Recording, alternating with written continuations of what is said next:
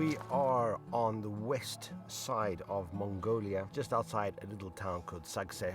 On the last episode we arrived here, we got to see the Eagle Festival. We got to spend the night with the Kazakhs family, eat some food, have some great entertainment. On this episode we are going on the last few days of this amazing 84-day horse ride to support the Veloo Foundation to help underprivileged children in Mongolia and experience what it's like for these riders to have ridden over 3,000 kilometers.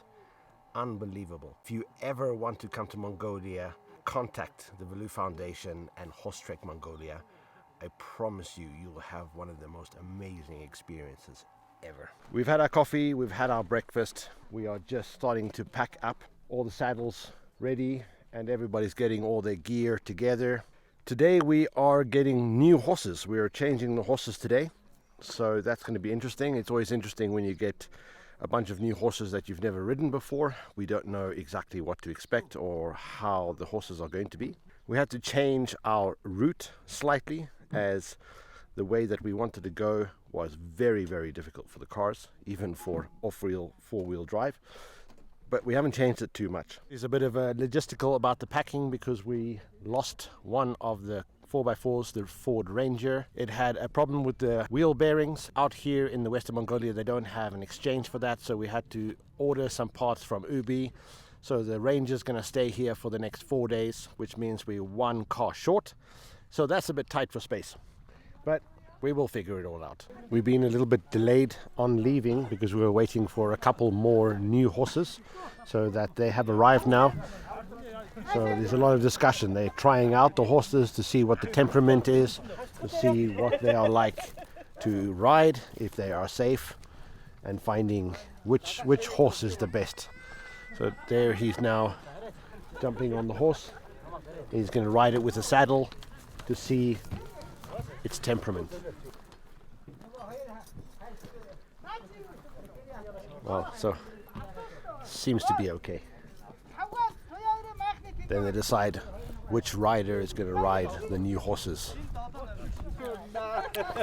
Getting ready to, or getting on the horses.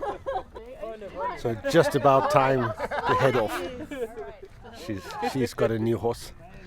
And it's so small. Yeah, so she's riding on one of the new horses. So it's going to be interesting. She's going to see a little training.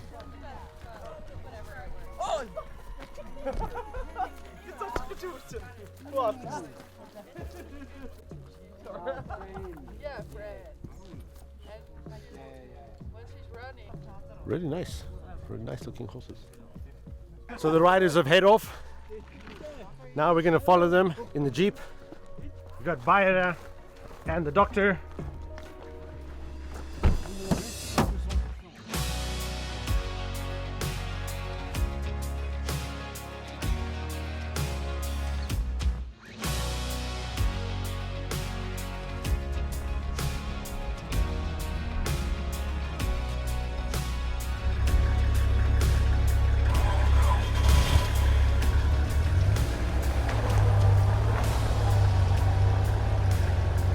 Made it! So we've caught up with the riders. This way it's always difficult to know the direction that the riders are going to take and which way with those cars, because obviously the horses can go certain places that we can't with the car. So it's always a challenge to follow them and to see which is the right way to go. But we do our best. We got across.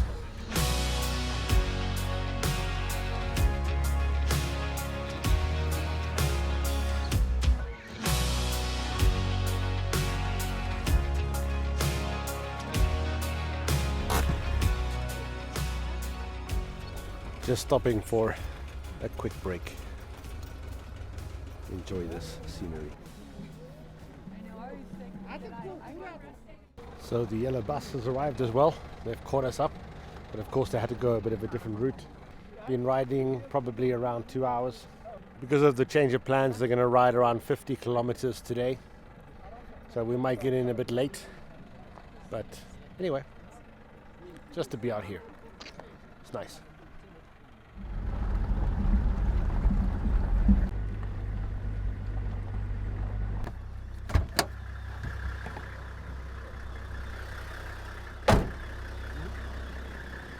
So very interesting. I just wanted to stop and show you this. We've seen a few of these already. This is a traditional Kazakh graveyard. So it's a little bit different to maybe what they have a little bit in Mongolia, but this is just very interesting to see. We saw yesterday that they make like a cloth, and they spend their whole life making the cloth, and when they die they wrap them up in them. So I just wanted to show you just a little bit interesting. The horses are over there, we're following them. Soon we're gonna turn left and go down a valley.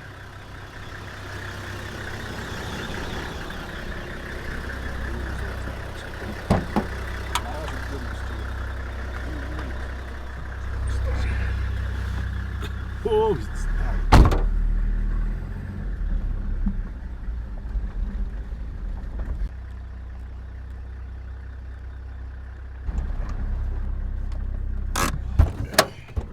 we've made it to the top of the valley. Now it's lunch break. Really pretty though, he's really sweet. It's absolutely stunning out here. So lunch break before we go on.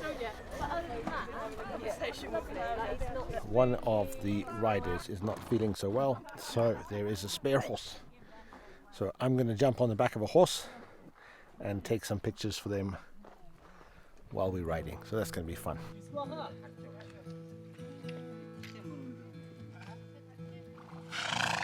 Julie was talking about that the next part of this ride is one of the most beautiful. So we're really looking forward to it. I'm going to go over this, and it's going to be like a valley.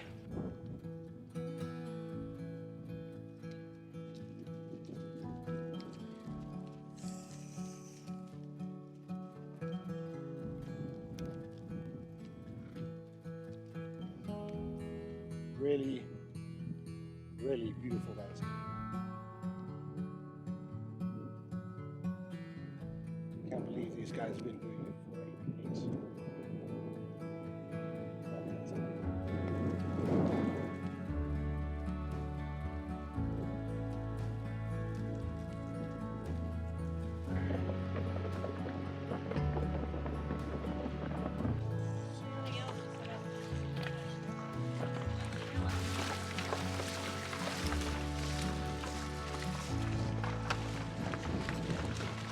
Went through this town to be able to cross the river, not so far away from where we're going to be camping tonight. I think we can see the yellow bus in front of us. It's about 9:30 at night, so it's getting late. I think we've done in total about 55 kilometers today. So there's the yellow bus and all the crew. It looks like they haven't made camp yet, so we will see where we're going to stop for the night.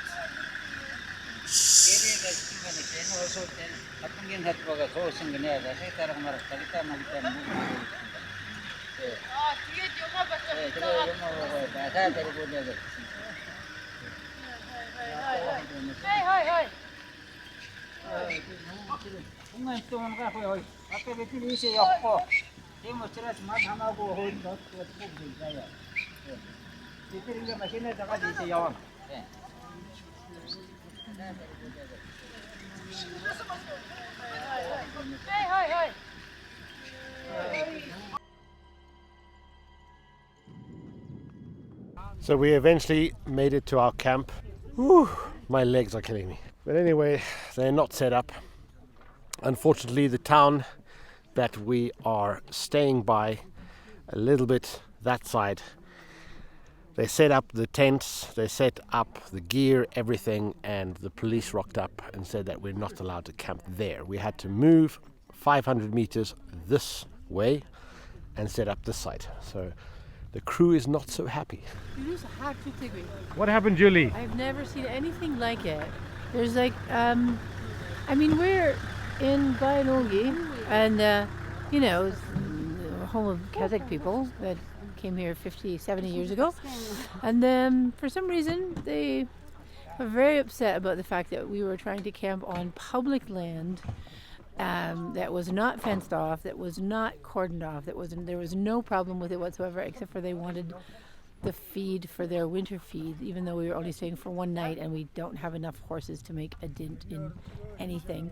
So they called the Sasakdarak, the local authorities, I guess you would say. They came and had the conversation, and Sarah explained what we were doing and where we were going and what it's all about, and they still didn't care. And when we showed up with the horses, this crazy man, who apparently is the watchman, started chasing our horses and our riders and everybody with a big stick with a big whip on it, and trying to make us leave, even though we were leaving. Very dangerous, unprecedented, have never, ever, and even like the doctor, Sarah, nobody's ever seen anything like this in Mongolia. It's been very upsetting. Yeah. But now we have a camp. But now we do have a camp. The problem now is the concern is if the horses wander, they'll kill them. Yeah. Like literally. We've got to keep them close. Yeah, so there's literally a lot of people can't sleep tonight because there's not much feed for the horses. So horses, as graze animals, they graze. They'll wander a long way, and so people have to stay awake all night to keep them away. Yeah. Craziness, eh? Yeah. Not Mongolian. Julie explained a little bit about the situation. Definitely some drama. Got to set up my tent because the crew need to set up everything so that we can get some dinner. Okay, guys, I'm going to catch you a bit later.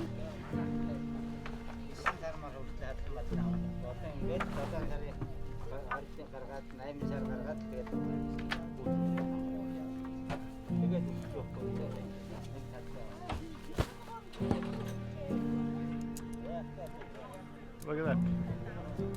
They're already on the go.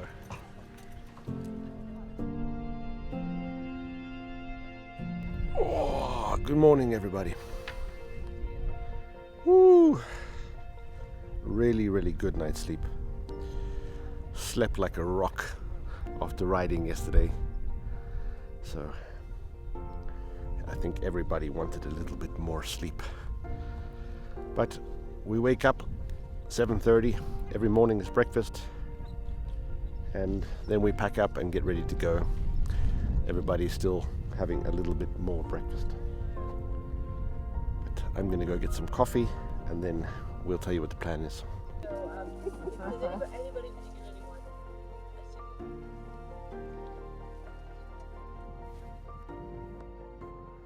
Had my cup of coffee, feeling a lot better. It's warming up. It was a little bit cold last night, but not too bad. Everybody is slowly starting to get ready.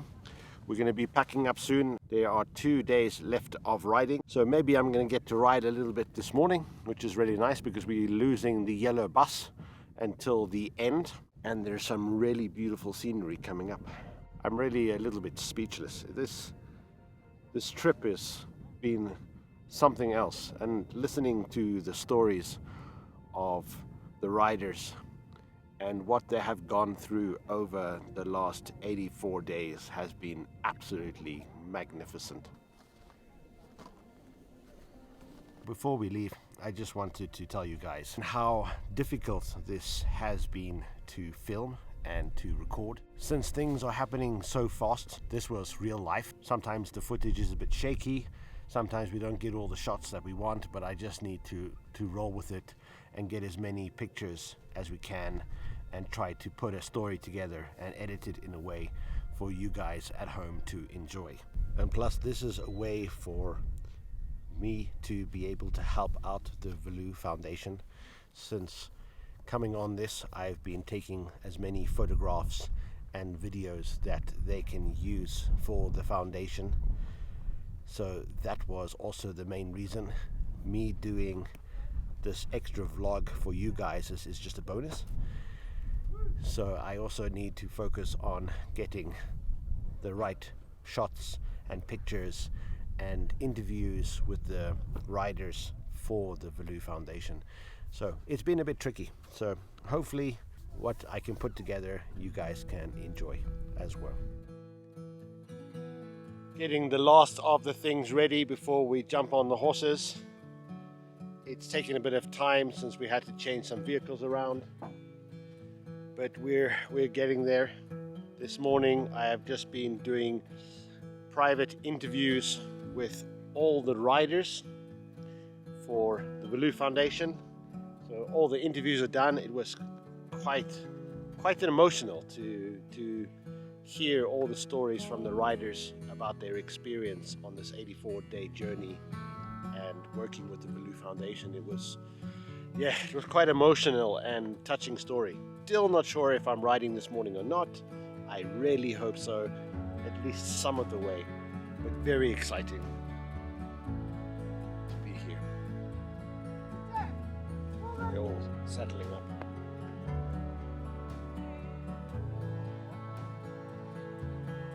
Yes. Hi, there, Sarah. Riding off into the sunrise. Hello. Beautiful day in the neighborhood.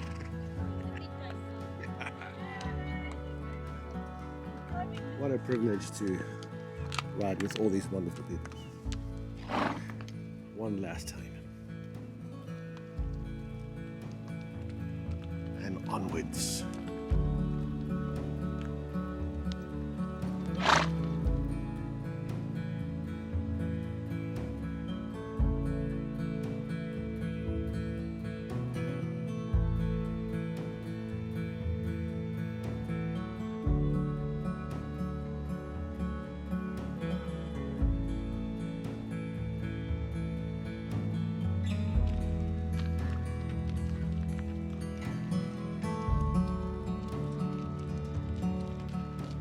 So we stopped off for a moment. We've done about 8 kilometers, but we're just waiting as well because the 4x4 got stuck in some water. We stopped at a really interesting place. Behind you over there is what they call a people stone.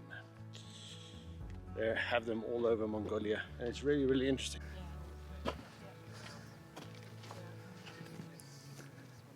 So this is a deer stone. Deer stone. And so deer stones, nobody really knows exactly who put them up or when they put them up, but there's far more of them in Mongolia than there is anywhere in the world. They're widely thought to cover a range of times. Interestingly, I think this is a burial mound, which normally you wouldn't have a deer stone in a burial mound, although a few places that they've happened, but not at the same time. The burial mound is probably later. Looks like a person stone, but person stones are normally Turkic and normally this high. I don't know if this is a copy of a Turkic stone, just really tall, or if it's something earlier. Clearly it's a person on the top.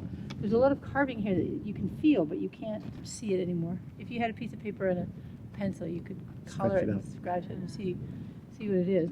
This one's has all the traditional markers of a deer stone with like the sun and the moon up there, and then the dividing line, and then you can see here it's weathered.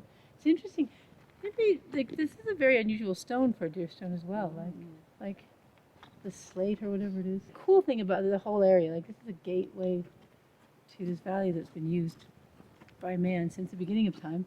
And so it's just very cool. This is like Bronze Age, maybe Iron Age, more modern. Turkic, if this is Turkic, that's more like the 5th century. So there's just a whole lot of things piled on top of each other right here in this place. And so it seems like, they stuck this on top of the barrier, and then this as an aside. And when you see what we see up the valley up here, you'll see that this has been like a sacred space for people for forever, since there were people. So it's stone. You may be waiting sometime. We may have to go pull the car out.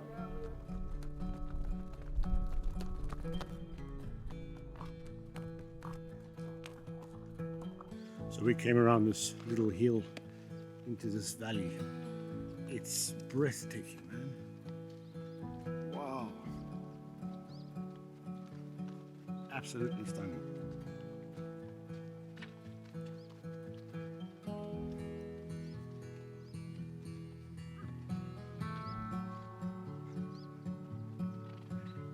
And my beautiful horse doing such a great job.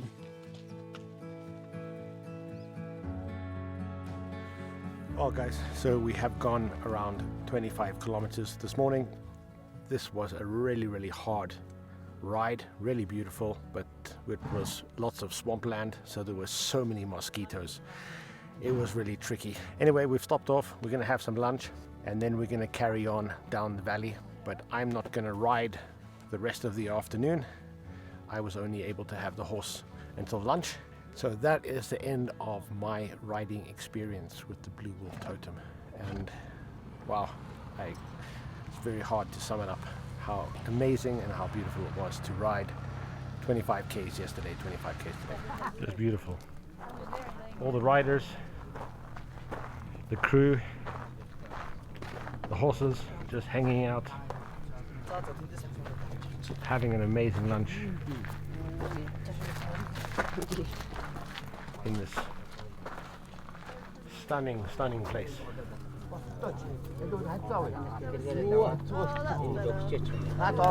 They have done an absolutely fantastic job. We are heading that way. These mountains all the way this side, these mountains all the way this side, and the valley just gets smaller and smaller and smaller, and that's where we're going. So we have finished our lunch. The riders are going off into the distance to this magnificent scenery. We have the 2 support vehicles. We have the 4 support vehicles. One of the riders has a little bit of a temperature, about 105 degrees Fahrenheit, 38.8. So the doctor has given her some paracetamol and see if her fever comes down. So she will ride in the car with us and go down this magnificent valley.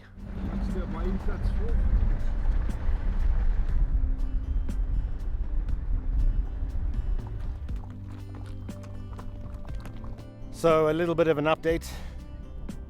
We have gone ahead of the riders because the one rider that had a little bit of a fever was still not feeling well.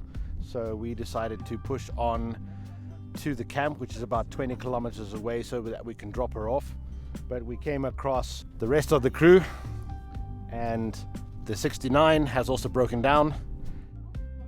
We see what is going to happen, especially the 69. That's the one that's got to get me home tomorrow, and I got about a 5-hour drive in this very harsh terrain.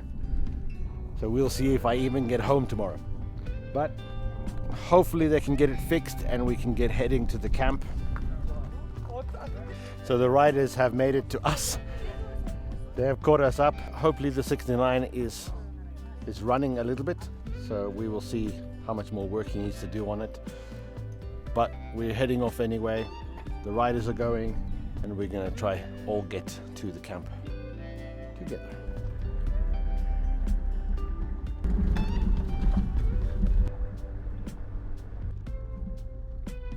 We made it to where we're gonna camp tonight.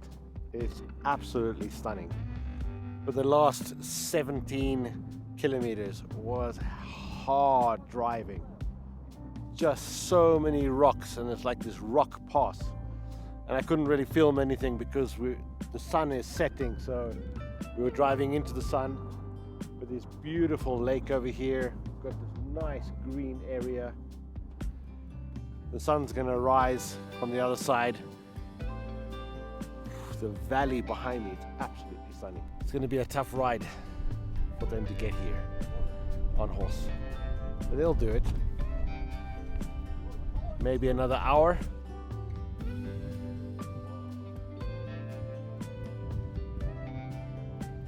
I'm going to help them unpack.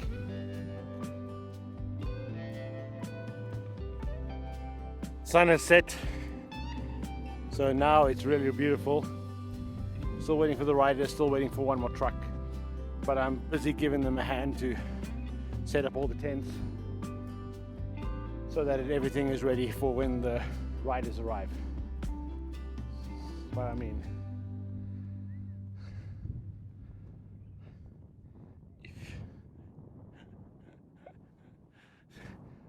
breathtaking. Guys, if I'm not going to film the rest of the night because it gets too dark,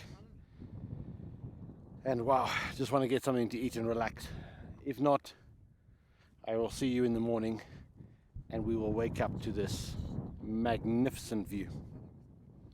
All right guys, good night.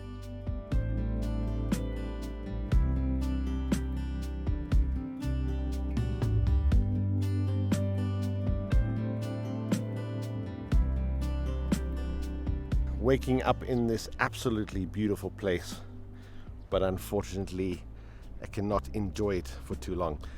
Need to head off, of course, with change of plans. The driver of the 69 is actually going to be their guide later on today, so he needs to get back, so we have to leave right now. It's 7 o'clock in the morning. He's driving me back to the camp we stayed last night, which is just outside of town. There's another driver there who's going to take me on to the airport, so it's quite a long drive. Plus the 69 was not so reliable yesterday with breaking down. We need to push on pretty early so I can get back to the airport, because if I miss that flight, that's a whole nother adventure I don't want to take on. So we slept in the tents just on the other side of the river, but they also do have some gears here, so it is quite a magnificent spot to camp. Wow, I don't know how to sum up my experience on this Blue Wolf Totem, but I'm going to contemplate it for the rest of the day, and maybe I'll close up with some more talking later. But otherwise, we're going to drive back. If anything eventful happens, I will record it. If nothing eventful happens, then we'll see you guys back home, back on the homestead. Wow. Okay guys, from the west of Mongolia. See you later.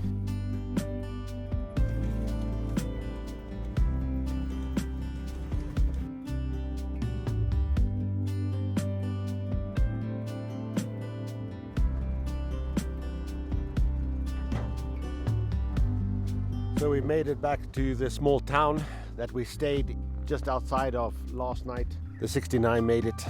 It was a hell of a bumpy. Wow. Woo! Good job. We're just gonna be jumping in the other car, and he's gonna be heading to the airport. We'll get there. Hopefully, because if we don't get there, I'm not catching the flight and I'll have to make my way all the way back to the riders. So the last we're gonna see of the Blue Wolf Totem bus.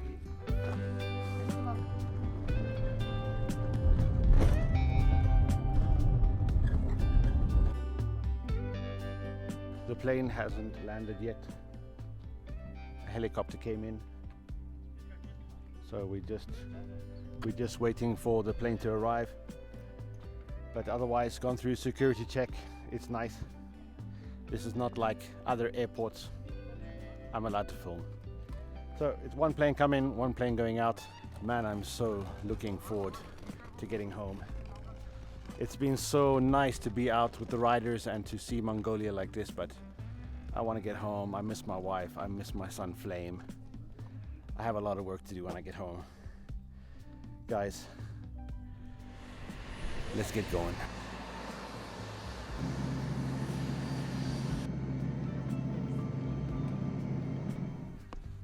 Guys, finally back to the homestead, back to my wife, back to Flame. As you can see, I have a lot of work behind me to do. I just want to say thank you so much, and to the Veloo Foundation and Horse Trek Mongolia for allowing us to follow along on this amazing expedition. Guys, thank you very much for everything, for all your comments, for supporting us on this journey. I just wanted to let you know all the interviews that we did over the time of this Blue Wolf Totem Expedition. Those interviews will be available on our Patreon channel for Patreon members. And what we will do is, if you leave a comment on our Patreon page, all new Patreons, the money that we make will be donated to the Veloo Foundation. Just to let you know, those interviews are available for you. Guys, thank you so much, and we will see you on the next one. Bye.